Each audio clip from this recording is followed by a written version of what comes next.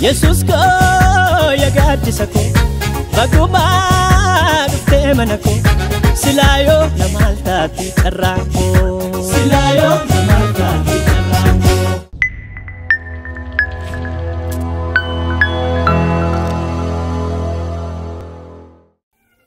arra wajjiniin kan ilaal mata duree guddaadha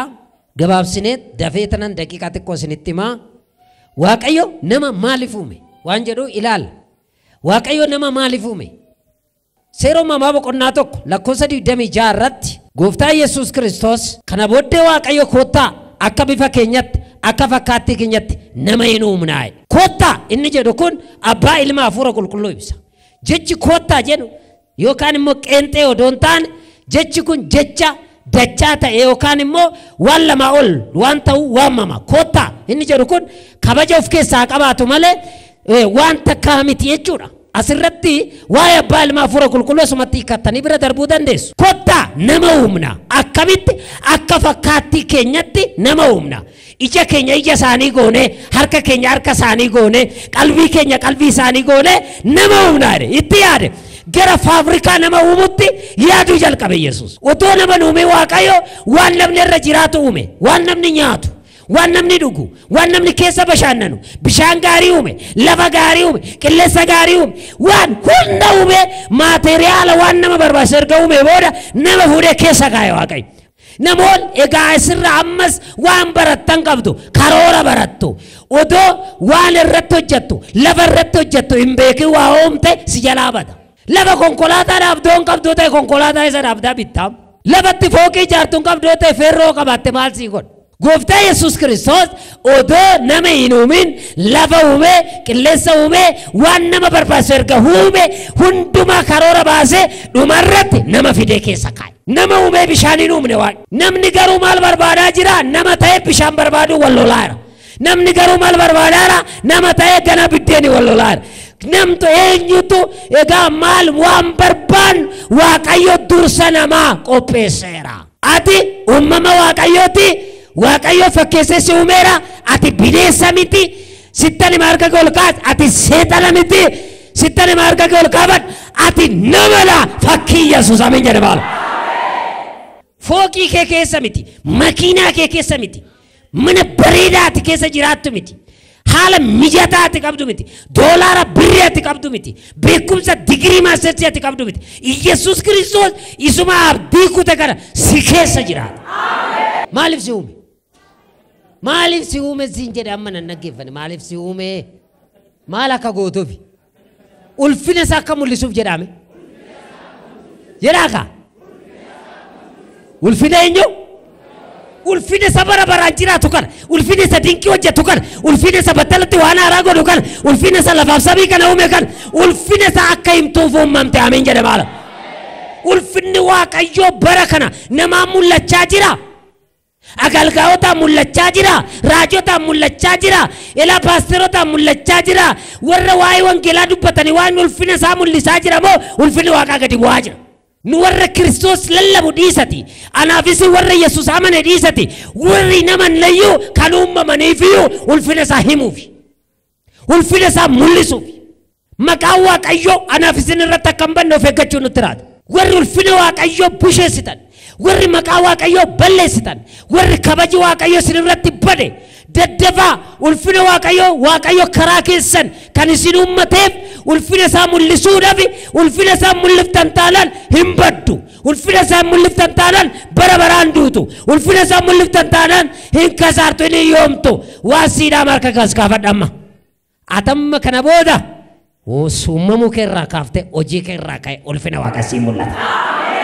macaafa faarfannaa 104 lakkoofsa 1 akkasiin qabattanii farra deddeebi'a yaa lubbuu koo waaqayyoon ulfinaan jajadhu yaa waaqayyo gooftaa koo ati maal guddaadha ati suuraaf simboo uffatteetta karaa kee waan ulfina barbaada uffannaan kee ulfina waaqaa ibsuu qaba nyaanni kee ulfina waaqaa ibsuu qaba hojiin kee ulfina waaqaa ibsuu qaba yeroo lubbuun kee yoo foon keessa jiraate waaqayyoon jajata waan ta'eef namoonni sirtan kun afuurri isin keessa jira lubbuun isin keessa jira waaqayyo ayyaanni isaa afuurri isaa isin marsee jira waaqayyo nama maaliif uume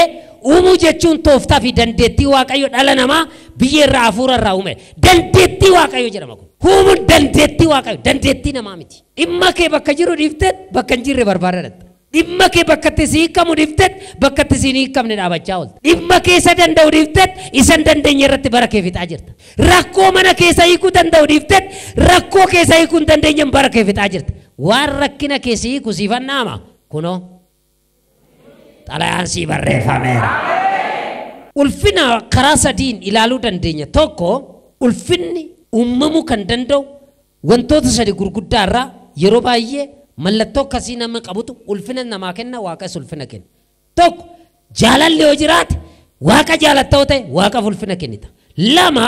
yoo waaqayyoon kabaja ta'e kabaja wajjin deema ulfinni waan ta'eef ulfinni kabaji jaalala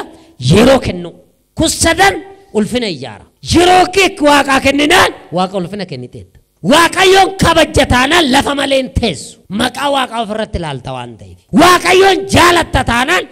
waaqayyoon jaalatta taanaan waaqayyoon kabajuu keeti namni waaqayyoon jaalatu jaalalli kama taasaa qaba kabajii kama taasaa qaba yeroo fi kennuun yeroo kee kenniteetta amma kun amma waaqa ulfina kennuu kee ibsa hasubuun kee ulfina waaqa kennuu kee sagalee waaqayyoof yeroo kee kennuun kee waaqa ulfina kennuu kee waaqayyoon kabajuu kee waaqayyoon jaalachuun kee kuni waaqni akka isa kabaju akka yeroo keessaa kennitu akka isa jaalattu barbaada kana sadarra wata tanan waaqa kabajjeen waaqayyo irraa kaasee kabaja isaa si faana agalu atis kiristoosin akka kabajju si agargaar inni lammaffaan waaqayyo maaliif nu uume eebbam nu uume eebbi keessa deebii boqonnaa 11 lakkoofsa 26 keessa deebii boqonnaa 30 lakkoofsa 19 sirriitti iddoo sanatti isin ibsa anarra jireenya du'a eebba abaarsa isin dura kaa'eera waaqayyoon harreedha jireenya eebba abaarsa du'a isin fundura kaa'eera affilatu fundura keetii si mataa keeti eegala godha isa keessaa kamsi filate waaqayyo eebba dhaame eebba dhaame jireenya dhaame jedhaaka kanaaf na uume waaqayyo dhaame abaarsa si uume maaliif si uume eebba si fundura kaa'eera jechuudha isi fundura maal kaa'eera waan meeqan jedhe jireenya dhaame abaarsa dhaame du'a dhaame eebba dhaame waaqayyo nama fundura kaa'ee dhaame kana keessa eenyutu filata waaqni maali waan kana arfan kaa'e aabaa caadaa jedhee kaa'e kana keessa filannoo tokkoffaa lammaffaa sadaffaa sitti marata ani bakka siin bu'u jireenyatti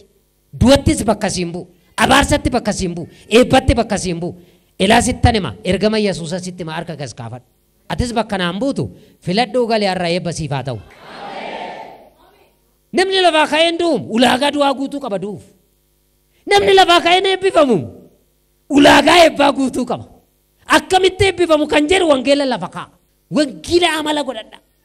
wangeela jireenya godhadha wangeela fayyina godhadha inni karaa fagoo isin oofa yoggaa mana keessa jirtus ammuma ammaa kana ta'e harka kee ol kaasi yoggaa karaarra deemtus amantii kee akkuma nama sitti lallabuu kana haa ta'u yeroo rakkinaas akkuma ammaa kana hafuuraan guutamaa ta'e yeroo teessus hafuuraan guutamaa ta'e mana keettis hafuuraan guutamaa ta'e amantiin kee harka kee ol kaasi hafuurra amantii sitti haa dabalu gosoonni eebbaa karaa sadiin ilaaluu dandeenya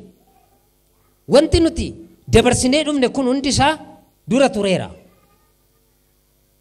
durii dura tureera hojiin dura tureera eebbi dura tureera waan dinqii miti eebbifamuu waan dinqii miti dura tureera ammas waan ati taa'uuf jirtu qaata kaa'ame innarra keessa rukun dura tureera duraan dursee waaqayyo kaa'eera bakka kaa'ameera waan kaa'ame keessaa filadhuu siin jedhe si fundura kaa'eera inni jedhu keessaa akka abboomamtetti sitti goraa jechuudha Andoftori siro uyun nifta sukaran ka bajette iba digan ka bajette nifta awangeli siro ma di sudite mati simaracha dukkubi dua bara baratti nama geessu soba dukkubni bara baratti nama geessu anna dukkubni nama mootummaa waaqaa keessa nama ajjeesu an koronaa caalu hannada sobada waliin dha'uudha isaan kun dukkuboota mootummaa waaqaa keessatti nama ajjeesan jedhamu ati dhibee kana maa dhukkubsatamaan fayyidu qoricha argameera kunoo xalayaan qorichaa dhufeera amin jedhe maalo kaardiin itti yaallamtu sii ba'e fudhadhu sooba, hanna, sagaagalu, walqoodu, acabarbaru, maqaa nama balleessu, sassatummaa isaan kun bashitaa mootummaa waaqaa keessaa nama ajjeesu jedhamu. Kiristaanonni dhukkuba kana hojjechaa oolu horsiisaa oolu. Waldaa keessatti babal'achaa jira. Kuni bashitaa mootummaa waaqaa keessaa nama xaragee gan nama baasu malee nama cimsu miti nama amachuu. Walirratti ka'uun, maqaa wal xureessuun, ofitti haaruun, of tuffachuun, gungummiin kuni jarmii vaayirasii cimaa mootummaa waaqaa keessaa nama ajjeesudha. Isa kanarraa akka fayyinu wangeelli nuu caaffa. Namni gaafa kufuu barbaadu of tuuluu jalqaba. Of tuulee taanaan maal ta'a kabaja barbaade waan ta'eef bakka ana kana na barbaachiseera. Bakka ana akkas ta'uun barbaadaadha. Ulaagaa kana hin guutu taanaan jira bakka. Tibiitiin gaafa dhufu maal barbaade kabaja waan dhabeef, na kabaju waan diddeef, na ulfeessu waan diddeef. Gaafa tarkaanfachuu dhufu waaqayyo jalaadhaa dhipheedha bakka. Eebba jechuun hiikarsaa wanta namni hundi hin qabne qabaachuu. Wanta namni hundi hin qabne yeroo jennu hundi kan hin qabne waaqni siif kan kennu jira. Xinnoo ishii waaqayyo namoota kaan bira si dabarsa.